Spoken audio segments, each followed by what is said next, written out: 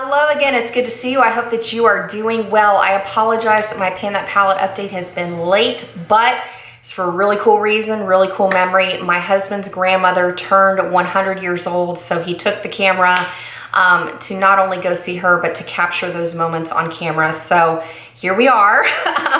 But I've also decided that if you're interested to see where I was in terms of my August update, I'm gonna go on and link it in the card above me, so feel free to click on that if you wanna see. I've decided to rearrange my palette because I'm thinking ahead to how I'm going to continue panning shadows, because I've got shadows and panning challenges and things like that. So I wanted to make sure that I've already laid things out for myself to keep life easy and to keep that steady progress going. So without further ado, here is my Z palette, where we are for the month of September. Big changes.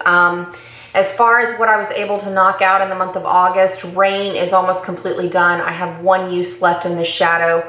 And as you can see, I've hit pan in Smoke and Fire from Stila in the No.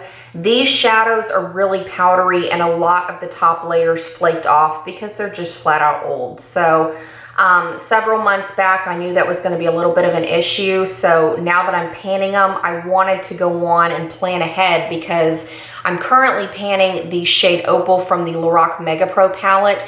And since I know I'm going to finish these first, I went through my collection and pulled out this shade, which is also named Fire, but from Bare Minerals.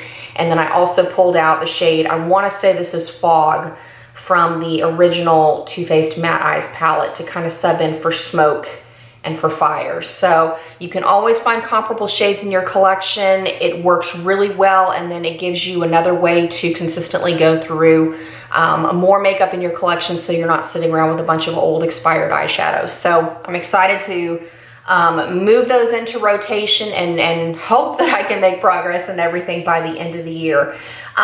Since I was on that note with these two shadows, I also went through, I honestly don't remember what shade this is. It's kind of a yellowish cream shade from Too Faced.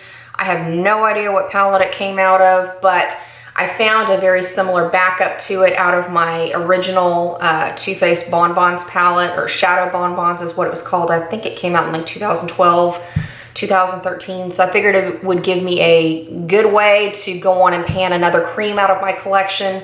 And then this shade right here, I want to say came out of the Too Faced Matte Eyes palette as well. And I found a comparable shade out of my Bare Minerals quad because I really want to use this to pan Cherry Cordial out of my Too Faced Chocolate Bar palette. And also if I go back to the look with Midnight 15 and this brown shade from my Urban Decay 15th Anniversary palette. So that's just kind of where I'm thinking. And then I'm still making steady progress in Ebony up here. And I'm also making progress in this Too Faced, I want to say it's espresso or coffee bean.